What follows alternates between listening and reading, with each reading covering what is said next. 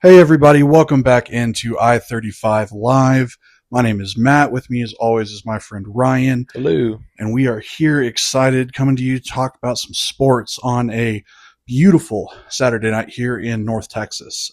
Real quick, for those of you that listened to our entire first episode, first, want to say thank you. We got a little long-winded. We're going to make some adjustments here, Ryan. Looks like we're going to split this into two episodes going forward. Make it a football-centric one. We'll talk about other sports on the second one. What do you think? It sounds like a plan. I didn't even listen to the whole one when I was editing this. So, Yeah. You sent me that, and I didn't even.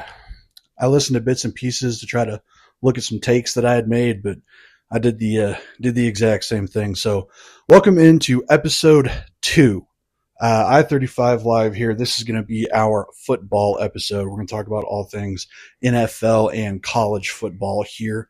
Please, if you enjoy the content, please go ahead, hit that like button. Go ahead, give us a subscribe. It doesn't cost you guys anything. Doesn't sign you guys up for anything. I'm not going to lie. I stole that tagline from Josh Pate. Shout out Josh Pate College Football Show. But please give us a like and subscribe here. So, Ryan, why don't we dive in? Why don't we start with the NFL? let's do it. Perfect. We are about a quarter, maybe a little more than a quarter into the season here. Had some really good instant classic games. Have had some blowouts. Teams are overperforming. Teams are underperforming. I want to start talking about players first. Yeah. Give me right now who your MVP candidate is. It is Baker, the man, Mayfield. He is literally playing with absolutely nobody. If you look at the injured list, I think they probably have a whole starting lineup of players that are currently injured. And that's just talking offense. He's had no Mike Evans, had a rotating list of running backs, pretty banged up offensive line this coming week. Who knows if even Mecca Ibuka, who's probably dark horse rookie of the year candidate, who knows if he's going to play. But the fact that they are where they are, they're currently, as it stands, the number one seed in the NFC. It is totally because of him and his ability to win late. I mean, the game against Seattle, you want to talk about all-time classics. That's Mayfield magic in a nutshell. But yes, Baker Mayfield is, and if he continues this way, I have no doubt he will be the MVP. I completely agree with you. That's who I have as my MVP candidate right now. You said everybody's banged up. The last update I saw coming out of ESPN, Egbuka and Evans are both going to be game time decisions. If they don't go, Baker pulls off something again, I completely agree with you. If he continues this level of play, he has to be the odds-on favorite, if not the runaway favorite. Yes, I mean, I'm trying to think of anybody in the AFC. I mean, maybe Danny Dimes. I could see Danny Dimes. That is a team and a player that I expected very little out of, and they have performed incredibly well thus far into the season. Yeah, it's a great coaching job by Steichen and that crew over there. I think that it's a fun team to watch. It's good to see people leave terrible situations like playing for the New York Giants and go on and thrive when people cast them off. But I'm really happy to see that. It's just a fun season all around. Absolutely is. I am going to tell you, I'm going to throw a little bias in here. My number 2, he's not right behind Baker, but he is number 2 on my list. That's going to be Dak Prescott. He is playing out of his mind and playing with a defense that cannot support him at all, and he's having to go out there and score 40 points minimum to win games or just tie like the Green Bay Packers game. But from what I'm seeing from Dak, he's coming at it. He looks comfortable in the pocket. Even when he's flushed, he's moving well. The couple of runs I've seen him have to take, I thought that he's looked good on those. There's been a couple situations where, I thought that because of the ankle injury that he had, he was going to slide, do these things to try and kind of favor that ankle even still. And he hasn't. There's been a couple of times he's dove head first. He's gotten first downs. He's done some things that have looked like a younger Dak Prescott would. And I think that what he's doing, I have to put him at my number two. Yeah, I'd still have Daniel Jones over him just because of the all around team success and the story about the team. I think Dak is doing an amazing job at keeping us alive, at being able to gel George Pickens, the resurgence of Jake Ferguson this year. But no, that defense will cost him at any MVP race. Really, just any success that this team can have in general. Which, I mean, the fact that it's the number one yards per game offense in the dead last yards per game defense. Is that not just insane? It is insane. It reminds me of, I think it was, you can check me on the year. These are 2009. The San Diego Chargers had the number one offense, the number one defense, and they missed the playoffs because their special teams was so bad. Takes all three legs of the game to win. Mm-hmm. If you can't execute in all three facets, it's going to be tough to win football games. Totally agree with you there. Any sort of, just kind of to pick your brain here, dark horse MVP candidate that you think maybe is a non-quarterback position that is doing something for his team that just outshines the rest of them? Wow. I'm trying to think of that position. I mean, I'll stick with the Colts. Jonathan Taylor's having a great year. Great year. Great running year.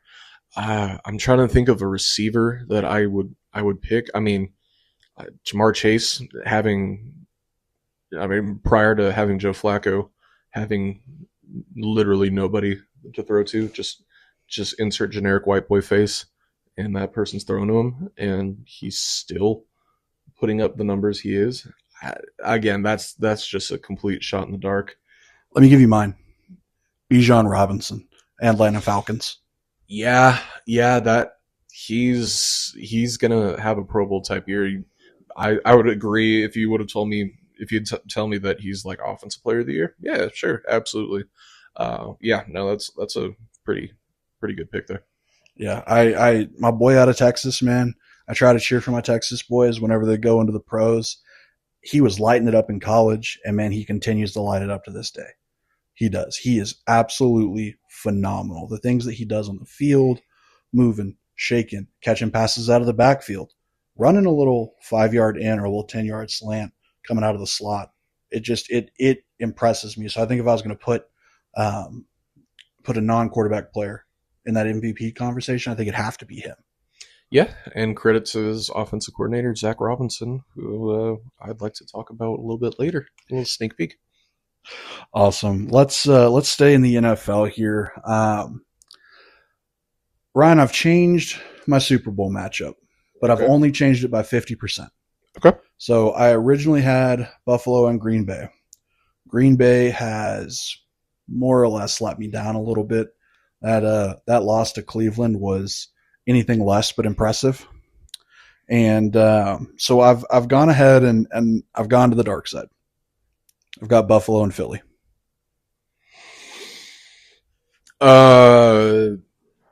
Philadelphia's atrocious. I'll just say that. There's no possible way. I think the NFC East is one of the worst divisions in football. And I think the fact that Philadelphia only has 2 losses right now is a miracle. I mean, they're 3 CeeDee Lamb drops away from losing the first game of the season. They're and 2 offensive line assignments away from losing against the Rams. Yeah, I mean, literally, they blocked a blocked field goal away from losing that one. I don't think.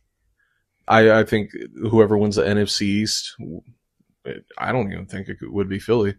In my opinion, I think Washington at some point can make a run for it. Okay, but they're going to be the 4th seed.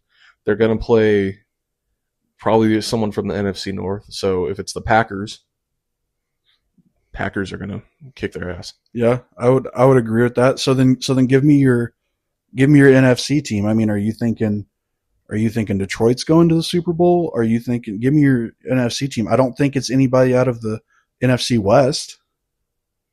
No, I mean, it's a cannibalistic division there. The Rams are good.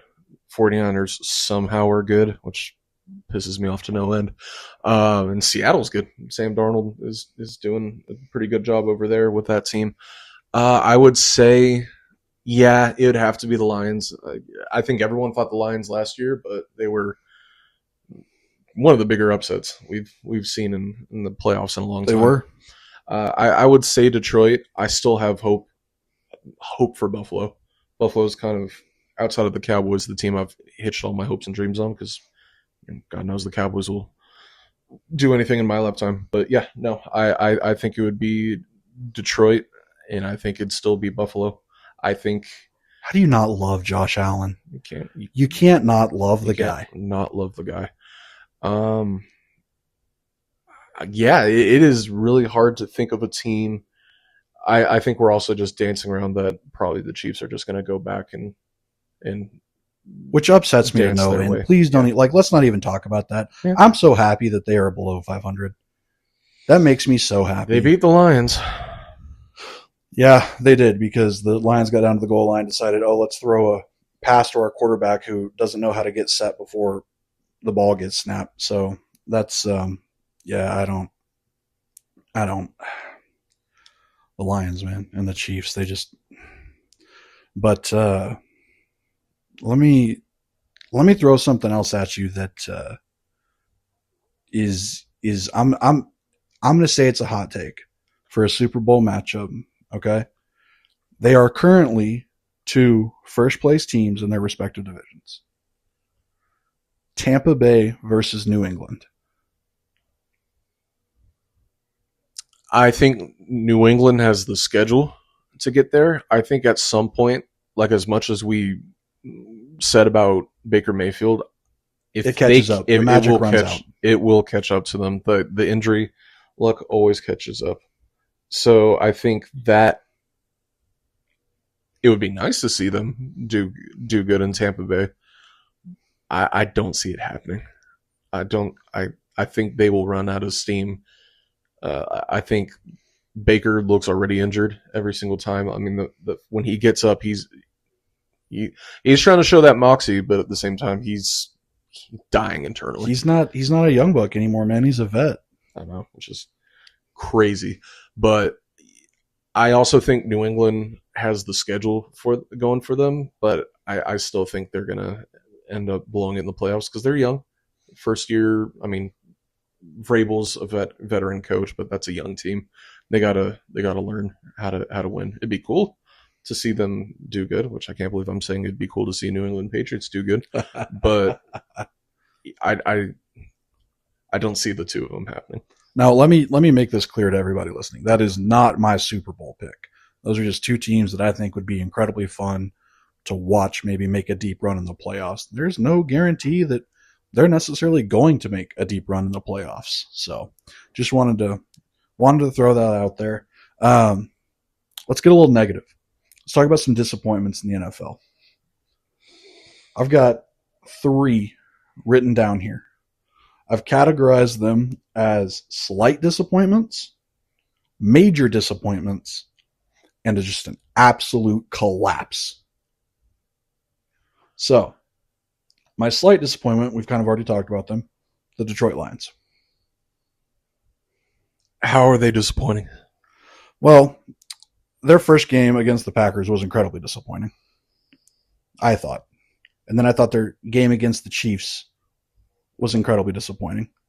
And so if 2 of those teams that they've lost to, I think can make deep runs in the playoffs, I think it's a slight disappointment. Yeah, I mean, if you're going to lose 2 games, I guess it's going to be, the Packers and the Chiefs. However, and those 2 were on the road as well. They were. However, I still feel like if they can get their secondary better, because I think their secondary is atrocious, but their offense hasn't missed a beat without, even if they've lost Ben Johnson. I still think Jared Goff is a top 5 quarterback. I Agree. still think their run game is the most elite in the league. So I don't see them as a disappointment personally. I don't know if you have them on your list, but the fact that the Ravens are 1-5. I have the Ravens as one of the biggest collapses of the season. They are my worst disappointment. That Yeah, is I understand you lose Lamar Jackson, but Lamar Jackson, all credit to Lamar Jackson because he is an absolutely phenomenal player, MVP caliber quarterback, and I am not discrediting that. But he is one guy. There are 22 players on offense and defense on a football team. it's just how the team's been built. I mean, the defense lacks depth, and you want to talk about just injuries across the board. I mean, no Roquan Smith, uh, Kyle Hamilton hurt too, Marlon Humphrey who's always hurt, but they just have a bunch of really important pieces on defense that are hurt as well. But they've also constructed the team to where wide receiver just doesn't matter. It doesn't. And then they run jet sweeps with Zay Flowers, and Zay Flowers can't hold on to the ball. Yeah, I think Derrick Henry's show until proven otherwise. This might bite me in the butt, but I think Derrick Henry's washed. You can tell out when he's out there, he's doesn't have the same power. He doesn't have the same juice. I think he's. It might just be the reality of the season where he's like, we're 1-5. This offensive line sucks. I've already planned my trip to Cabo. Let's just get through the year. And you hate to think like that because for a number of years, and I'm gonna say he's not washed. I'm gonna say he's still probably got a season or two left in him at the same level he's been running at for years. But you hate to talk about it like that because I completely agree. You have an offensive line that is not good. You can't run behind them. Derrick Henry is, in my opinion, more of a power runner. He's not, running out to the edge, trying to turn the corner on somebody. And so if you don't have guys blocking for you, I can absolutely see why he would go, why would I kill myself for a team that's going to finish 7-9, 6-10? It sucks to talk about, but it's the reality of this season for the Ravens, especially without Lamar Jackson. They can't do anything. Yeah, yeah, absolutely. Another team I'd throw out there in terms of disappointing. Might have them or not, but I'd put the defending Super Bowl champions in there. I'm sorry, the magic of Kellen Moore, which is stupid to say, but it's true. The offensive play calling looks stale. AJ Brown, I don't know if he needs another book to read on the sideline, but he's having players only meetings with just him and Saquon. Offensive line is banged up.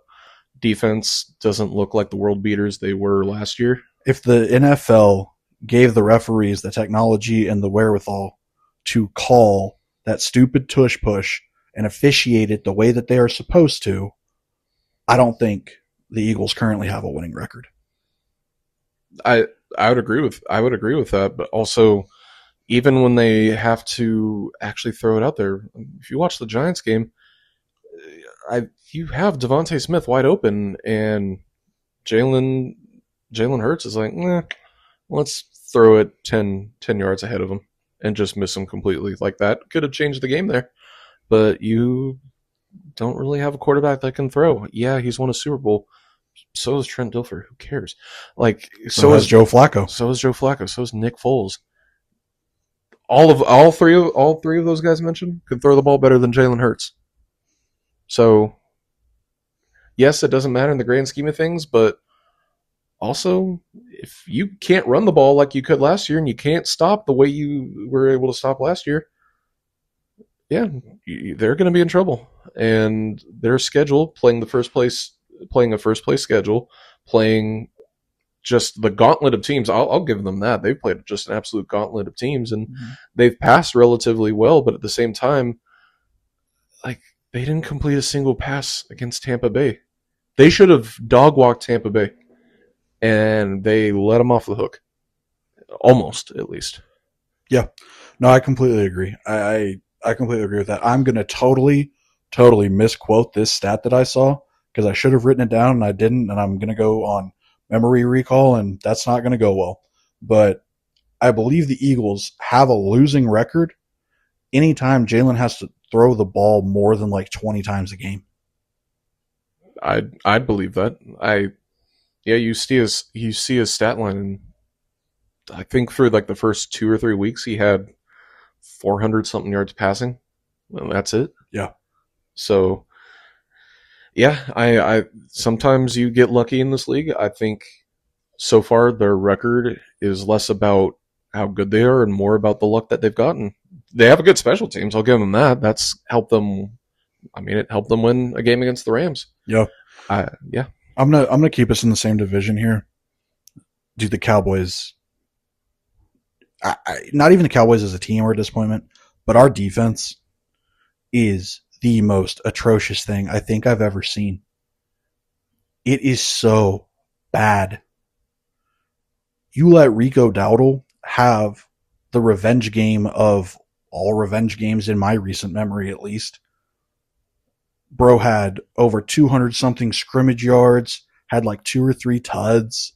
Like, it, it, the Dallas Cowboys defense is just abysmal. There's headlines coming out that like Trayvon Diggs doesn't even want to be here anymore. You that's trade fine. Get out of here. you trade Micah Parsons to the Packers, and then your owner comes out and is like, "We're open to trading picks for defensive front help." Yeah, we're all in on the run game 10 days before the season's about to start. And I mean, Kenny Clark doesn't really do anything when you have Mozzie Smith as a first round pick, when the depth that you've drafted is not good at all, when your big free agency signing is Kenneth Murray and he's statistically the worst player on your defense. Kyrie Elam is garbage. Booth is garbage. Diggs, you know, trash. I mean, we have no safety help, no secondary, no communication. I I'll give a hot take. Eberflus, I kind of feel sorry for him because at the time he was fully expecting to have a defense that was centered around Micah Parsons, And then it got taken away from and him yeah, less than 2 weeks away from the start of the season. yeah, but it's still no excuse at the end of the day to not switch gears, to not work through it. And again, yeah, I hope sooner rather than later we cut his bum ass, but yeah, Someone's got to find a different level.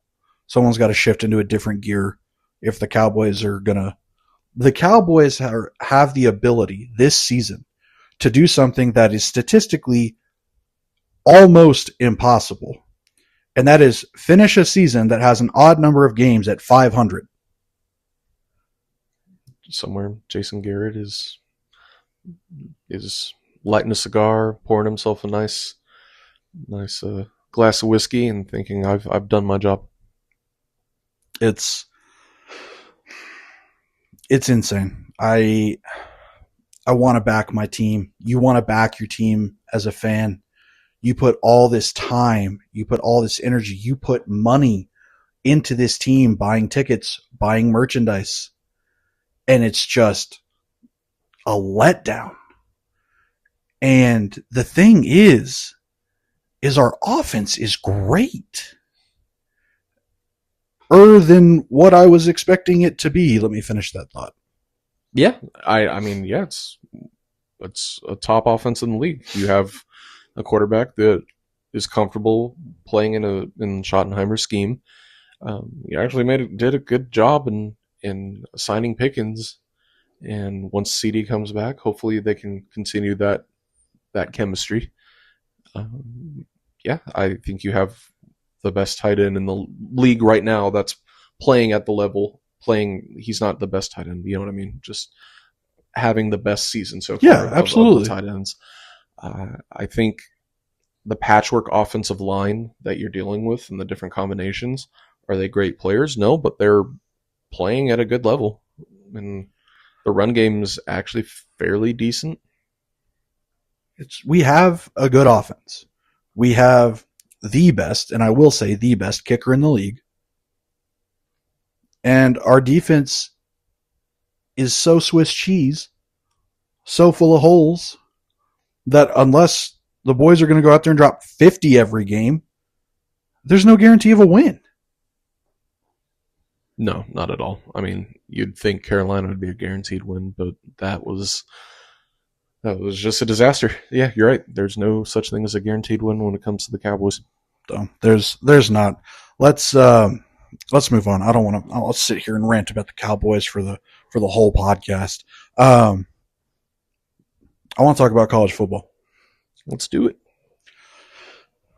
1 week after the Red River Shootout, I would love to kind of recap that game because that is a game going into it. I thought we were going to lose 35-14. I thought, oh no, John Mateer is coming back, even though I think he's coming back too early. I don't think they need John Mateer to win. I was like, and the way our defense played against Florida, I was like, that's it. They found the chink in our armor. We already didn't really have an offense. There goes our defense. We're losing this game. And the Longhorns turned it on their head, turned the narrative on their head, at least in my head. I mean, yeah, technically I think they were a slight favorite, but I mean, it's insane. So I'll start with this point. I think Mateer returned too early. He made a start 17 days after having hand surgery. He, from what I saw, kept looking at his hand, kept holding his hand. Obviously, was probably favoring it a little bit. That ball wasn't coming out the way that it should have, in my opinion. Yeah, I mean, he did have some good throws. I think a lot of it too is just he's also, even before his injury, he was very turnover prone. I think every game he played in, no matter who they played against, he had an interception. So when you're playing the best defense you've played all year, that's knows that you can't run the ball, and it's just Mateer running it, and you know that he's thinking about that hand regardless. They kind of just had free reign to do what they wanted in the secondary, which Mateer had 3 interceptions, should have been 5 or 6. I think the way that Oklahoma handled the end of the first half, where they could have absolutely gone and been more aggressive, they let time trickle down. And the one time that Mateer was like, okay, let me take matters in my own hands, he threw an awful pass and it got intercepted, and that was that. Like, Oklahoma could have had the opportunity to go up 2 scores and put Texas in a real bad situation. I think Texas had the ability to run the ball for the first time all season. I think Arch felt confident enough, and I think they had a good game plan for him to, hey, if you feel pressure, roll and make some plays. Don't worry about standing there and sitting in the pocket, because we know your offensive line is bad. And I think, besides playing Ohio State, that's the best defensive line they played all year, and they handled it decently well. So I think, the game plan on defense was spectacular. I think is credit to Sark, his best offensive game plan all year. I totally agree. I think a combination of some things that you said, right? OU's run game, non-existent. Did not exist whatsoever. They could not run the ball. I thought Arch was efficient. You know what I mean? He wasn't by any means, playing at a Heisman caliber, number 1 overall draft pick level, but there was a big goose egg in the turnover column. I think that was really, really important. I think the Texas defense really showed up to play, which, and I'll give credit to their special teams too, because that punt return by Ryan Niblett was insane. I think that really put, Oklahoma in their own heads. I think you look at all 3 facets of the game. I just thought Texas played better, and I was wrong that they played that way, to my surprise. and it has now been 120 regulation minutes since Oklahoma has scored a touchdown on the Texas Longhorns defense. I just think that's a really cool stat. I'm going to be really Oh, honest. it is, and you got to feel. I mean, as someone who will root for Texas, I do find it hilarious that this is Texas's worst team, or Sark's worst team that he's had, and this is probably the worst team that Texas team that Oklahoma will face for a very long time, and they still can score a touchdown. And Oklahoma probably ended the year with a better record than Texas Absolutely. in some rate. I mean, Texas right now, as we're recording, is struggling to. They're tied with Kentucky, so that might be the case. Oklahoma might make the playoff if they actually go on a run. Still can't beat Texas. And Oklahoma could go on a run. I will say, as we're recording this, they did beat South Carolina today, but the remainder of their schedule is against ranked opponents. South Carolina's also an absolutely terrible team. They're South Carolina. They're the team that we knew that they were. Um, I will say, it as a Texas fan, was it a great win? Absolutely, because we beat Oklahoma. Did it do anything to inspire confidence going into the rest of the season? For me personally, I'm going to say not so much. As you just addressed, they are tied 10-10 with Kentucky. It's Kentucky. I understand it's a night game, but it's Kentucky. Come on. Uh, Ryan, do you have a favorite moment so far in this college football season? I'll be honest. One of mine is going to be last week. It's us beating Oklahoma. But I have a few others, none that top the list more than that. But anything that you can think of that just stood out to you, you just kind of are staring at the TV screen and go, wow. Yeah, I think, and it's a long-standing hatred I have for this team. But the downfall of Penn State brings me nothing but joy. The fact that people were even considering them favorites to win the national championship. Yes. That they were the second ranked team in the nation. That Drew Aller would be X, Y, and Z. That, oh, we got Jim Knowles in here. They're going to make the defense better, even though we lost Abdul Carter, and on offense we don't have Tyler Warren. No, it doesn't matter. We have Nick Singleton, and we have our other running back. We're still going to make this work. Same old, same old.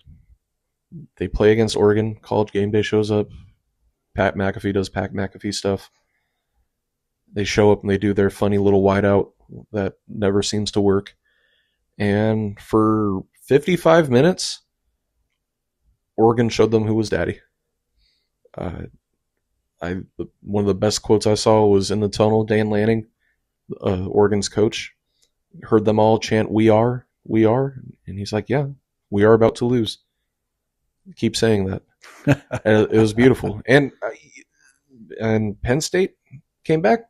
They did what they could. They were actually leading in overtime, but Drew Aller found a way to throw that interception, kill the momentum. And then that leads to the greatest moment of the season, which was a team led by Jerry Neuheisel, who was an analyst for UCLA Bruins, a team that for the first month of the year did not lead a single second.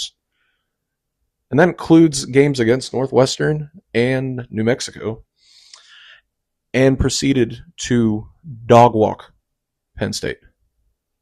Absolutely dog walk. This man had 2 days, I'm going to say it again, 48 hours to prepare for Penn State, and did everything better. And by the way, Jerry Neuheisel isn't even the interim head coach. He's just the offensive coordinator. Incredible. Incredible. And then a week later, they lose to Northwestern, and they fire James Franklin in the middle of the year. Fire James Franklin. They went from probably fifth or top 5 betting odds to firing their coach, and are currently losing to Iowa. Incredible. Nothing makes me happier than seeing Penn State fail. And the fact that they've failed in the way that they have failed this year, against who they failed against, it brings me nothing but joy. Not to mention, I mean, they just fired their coach, and James Franklin had. Has he had a losing season at Penn State since he's been there? I don't think he has. COVID year was a weird year, I think, for them. But I mean, at any rate, it's fantastic to see. And I'm sure James Franklin's a great guy. It has nothing to do with James Franklin. It's Sure. more about Penn State. It's just incredible the fall off that this team has had.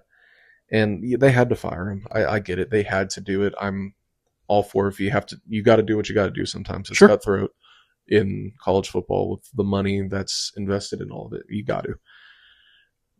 But they could end up being like a Nebraska, where maybe that is the ceiling. Maybe that is all that they can be. And they go out and they get themselves, a Kurt Signetti.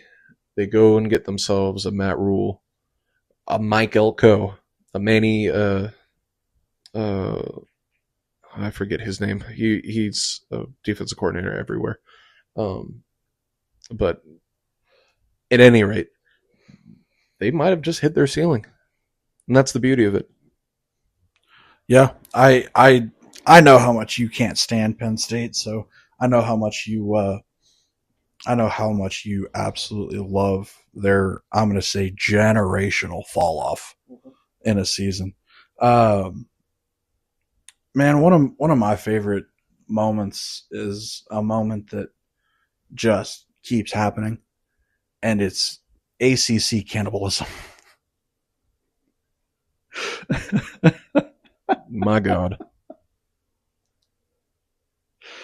Man, FSU and Miami look like the team. FSU gets put in a blender.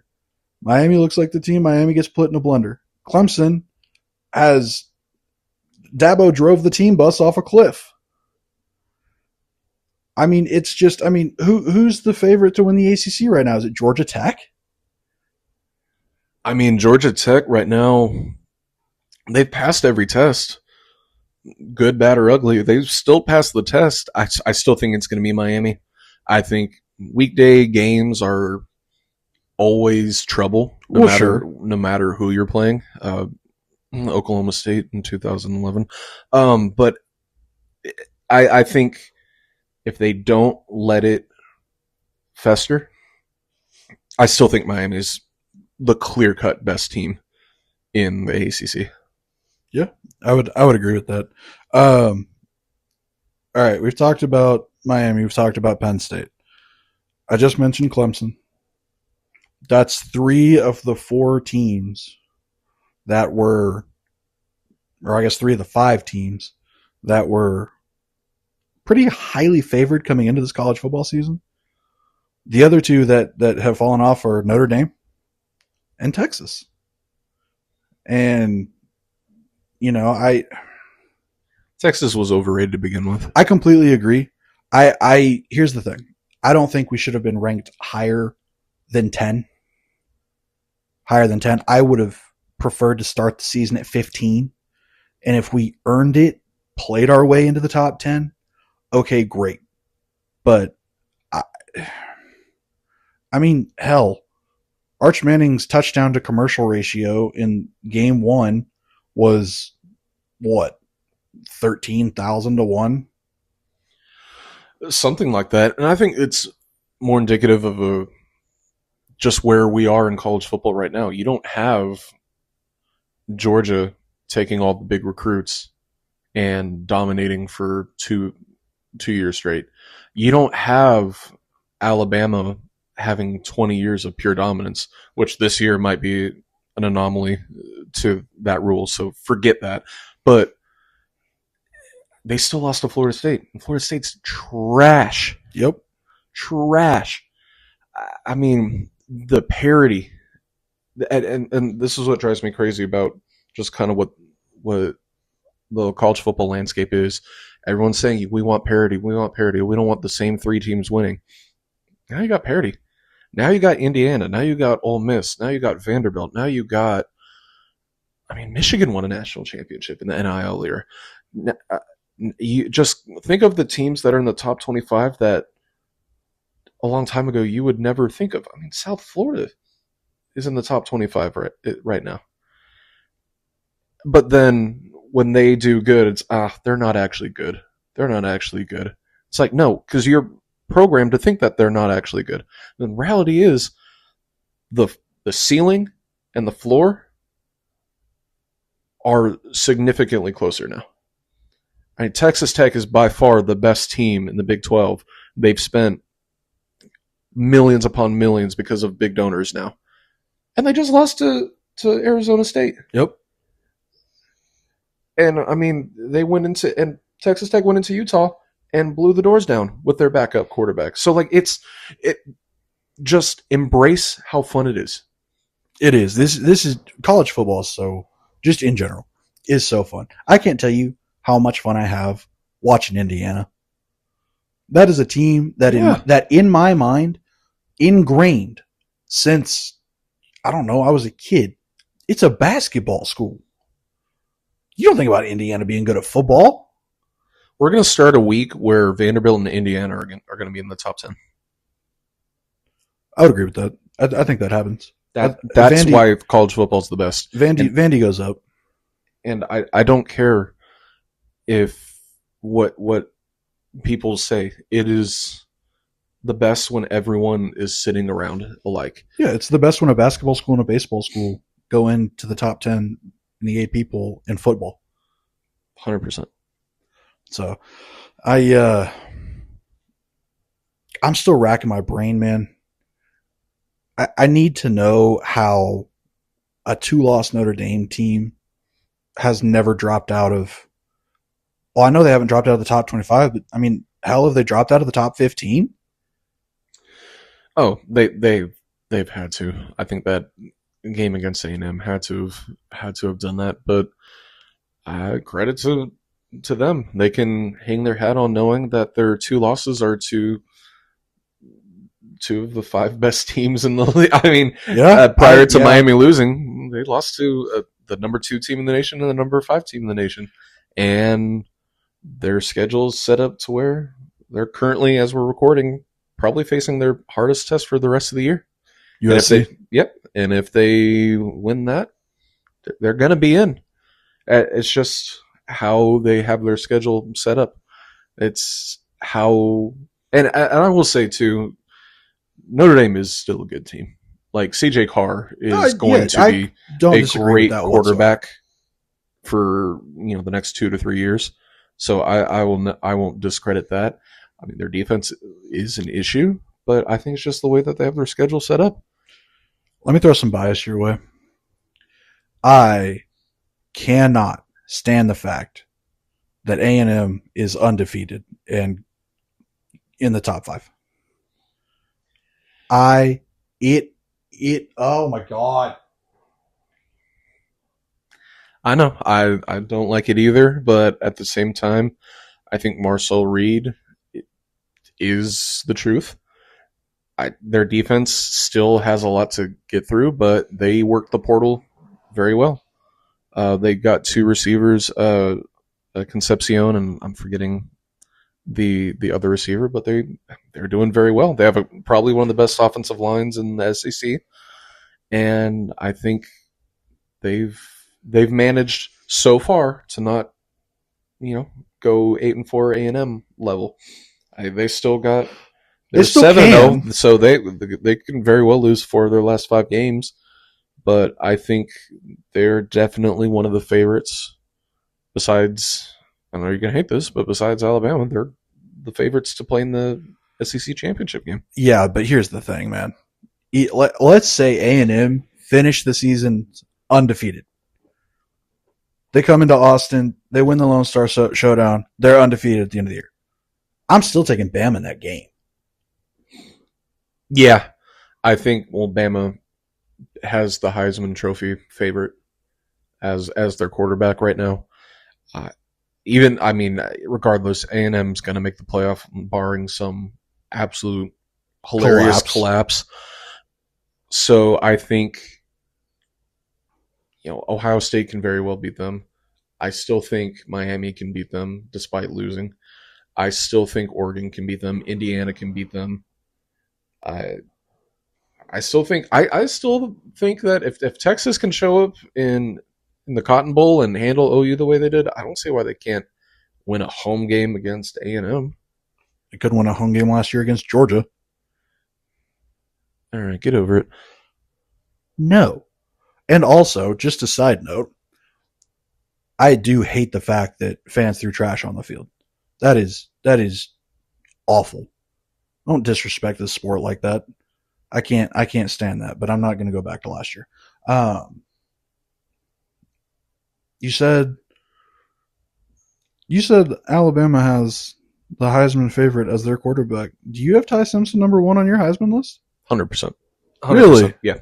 Yeah, you can talk me into Fernando Mendoza in the season that they're having in Indiana, but I think Ty Simpson, the way that Alabama is playing and the competition that they've faced, Yeah. I think the Georgia game set him apart from the rest of the group. And I think it's all just going to keep going from now. I think you could also talk me into Diego Pavia as well. So here's the thing. I have Ty Simpson on my list. I don't have Fernando Mendoza or Diego Pavia on my list. And I'll be real. Start considering Fernando Mendoza. I'll be real. I have Ty Simpson third. Okay. I have Ty Simpson third. He's on there. Who's ahead of Ty Simpson? Jeremiah Smith and Jeremiah Love. Jeremiah Smith isn't even having the best season on his own team. I don't think he's not even having the best receiving season in his own conference. He's not. Just wait. I think if anyone, Julian Sain's going to get that vote, steal votes from Jeremiah Smith. You think? I mean, he's still. We'll see what happens against Michigan. We'll see what happens, in the Big East Big East, Jesus Christ, Big Ten championship. But I would choose Sain. I'm not. I know it sounds like quarterback bias, and I'm trashing on Jeremiah Smith. I think Jeremiah Smith is the next Julio Jones. So that, I mean, no disrespect to that, but I'm gonna keep it a buck. He's not even the best receiver in his own conference. I'm going to be real. That's how you guys know Ryan and I have watched sports for way too long with that Big East reference. That was crazy. I know. It's late. Shut up. Yeah, so I'll give you my 1 through 5. I've got Jeremiah Smith. I've got Jeremiah Love. I've got Ty Simpson. I've got, if he can put some ice on his hand, get swelling down, John Mateer at 4. I've got Jordan Mailata at 5. I like the Jordan Mailata pick. I would like to see if Notre Dame can pull away from USC right now and see how good CJ Carr can be. I'll throw some love towards Miami on the defensive side. Ruben Bain is a monster. Yeah. Oh, yeah, he's such a monster. Yeah. He is so. I'd put him in my top 5 in there. I still think Ty Simpson's the best. Do you think the way they're playing right now, Ruben Baines is the top defensive player nationally over Caleb Downs? Yes. Really? Yes. Singular player, yes. I think Caleb Downs is a phenomenal player. He's going to be a top 10 pick in the draft. I think the collective for Ohio State on their defense is so spectacular. But I just think Ruben Bain is just an absolute stud. Absolute stud. I love my defensive players. You see a guy like Ruben Bain, you can't help but fall in love. Let me use my ADHD superpower here, just because you were talking about parody earlier. Can I tell you how funny it would be to me if Dylan Raiola got drafted to be Patrick Mahomes' backup for the Chiefs? He still has another year to prove it. Can I just, because if they do, right, they have to dress up like Dr. Evil and Mini-Me, right? Like, I mean, thing is, who would be Dr. Evil and who would be Mini-Me? Because I think Raiola does a better Patrick Mahomes than Patrick Mahomes. Explain that. It just look at him. Look at the guy. The Yeah, man practices. he looks like Patrick Mahomes. He is the parody of the original being Patrick Mahomes. Obviously, Patrick Mahomes would be Dr. Evil.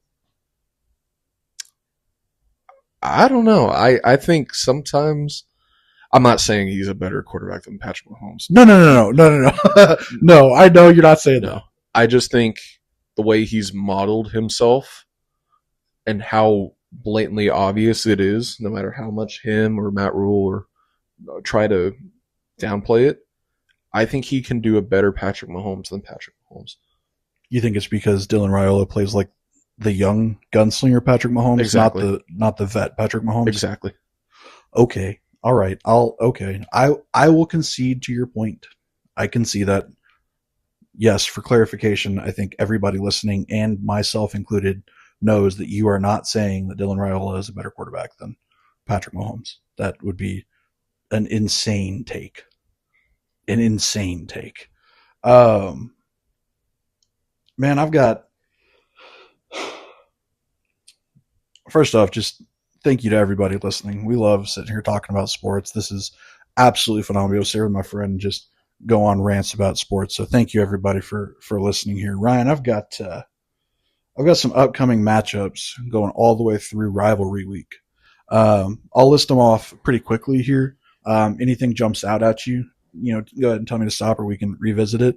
Um, but I'm looking forward to LSU at A&M or versus A&M, OU and Tennessee, USC, Nebraska. Those are both week 10. Week 11, I've got LSU, Bama. We've got two in week 12, Texas and Georgia, just because I'm a Texas fan and I can hope we can go into Athens and beat Georgia. Also, week 12, OU, Bama, I think will be a great one. And then rivalry week, I mean, you've got Texas A&M. You've got the game in Ohio State, Michigan. Man, and I am so excited for Georgia Tech this year. Oh God, yeah. Haynes King, which I don't think enough people give him the respect that he deserves. Just being just an absolute dog, running. Just he can throw the ball decently, but he's a runner and he's a dog. And the fact that him and Brent Pry, their head coach, who's going to get a lot of good looks this upcoming year with all the head coach openings, the fact that they're doing what they're doing is phenomenal. So, yeah, no, that's going to be a phenomenal game. I'm going to throw a little, just one that's coming next week. Okay. That just for fun could be the funniest thing ever. That's UCLA against Indiana. The fact Funny that as in UCLA is UCLA on the is gonna go absolute in heater, the fact that they could, They could. will they? No, they could. They Yeah. could, Well, yeah, because they could, but they won't because Sig wins. That's what he does. but they could.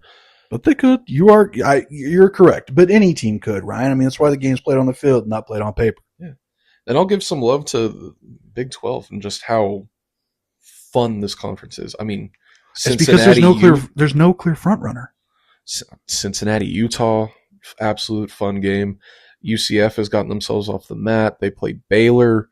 I mean, Colorado's a fun team They are. in general. Just a lot of good games. You still got Georgia, Florida could end up being a decently fun game. I mean, there's no better coach than Billy Napier when he's about to get fired.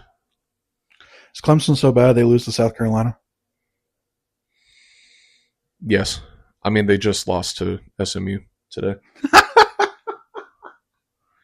Which SMU's fine. I'm so happy that SMU is just relevant. Yeah, they were a fluky team last year. The fact that they made the playoffs is crazy. But they're fine. They're a fine team.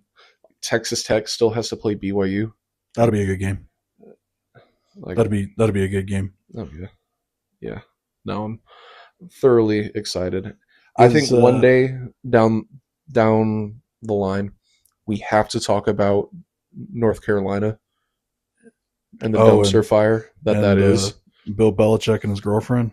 just a full synopsis of everything that's going to, because there's going to be more that comes out. Oh, absolutely. Like, it's by the day, and I can't get enough of it. Like, that's a dead horse I'm happy to keep beating Favorite soap opera right now? by a million.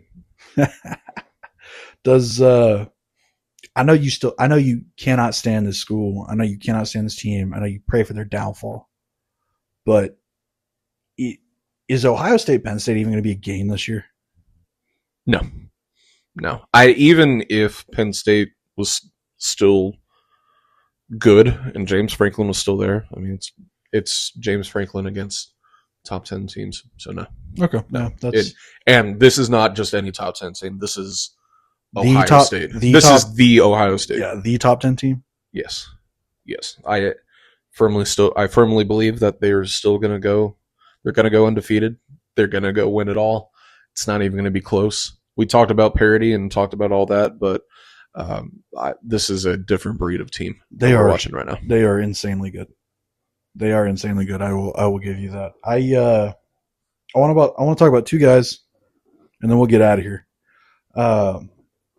Obviously, we've already alluded to it. Penn State fired James Franklin. Ryan, the former Oklahoma State Cowboy alumni, they have fired the mullet. Mike Gundy is gone. Yeah, it's a day that we never thought would happen, but also knew it had to happen, if that makes any sense. So, I mean, he spent majority of his adult life wearing the brightest orange in the land. For people who don't know, he was Barry Sanders' quarterback in the 80s, and he took over after Les Miles back in 2005. And he's completely changed what the image of Oklahoma State football looks like. We've actually brought in talent that we never thought we'd get, and had success that we never thought we'd have. But the reality is that the game had changed. NIL was bigger than anybody ever thought it would be. And it took down people. I mean, Nick Saban retired because he didn't want to have to deal with it. And Dabo Swinney should have. And he's on his way out. But also he just didn't really appreciate recruiting. He appreciated the development side. If we got some guys that come in, great, but it wasn't an active thing that he really truly appreciated, and it really needed to be that.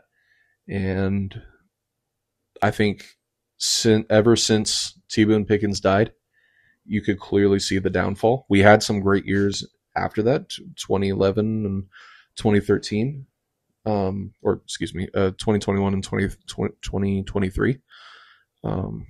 But 2023 was an anomaly that should have never happened, and the years after kind of proved it. So he'll get a statue, but we're going to have to start a first coaching search in 2 decades. It's crazy. Is it so as an alumni, right? You're sitting there, probably at work, your phone lights up, that notification comes in. What's the immediate reaction? It is bittersweet, honestly, because he's been the figurehead of the team for 20 years. And again, he's been a part of it for the majority of his adult life. So, I mean, it's not something that'll go away, but it's something that needed to happen. Yeah. And so I think there's a lot more. I can spend 10 hours going over how things went awry. But yeah, he's going to get a statue. I think he will continue to coach. I don't have any doubt about that. But yeah, it was nice to have him. That's kind of how I'll put that. But it's also kind of interesting to see who we could possibly go get as a coach, because you as a Texas fan, y'all seem to have been doing that for every 3 years prior to Sark. Is it even every 3 years? I don't know. In other sports, it's definitely more frequent than that. We just take coaches that beat us. Yeah, exactly. So yeah, so this will be our first one.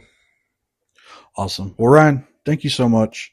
Appreciate it as always. I want to thank you all for tuning in to first episode of I35 Live Football.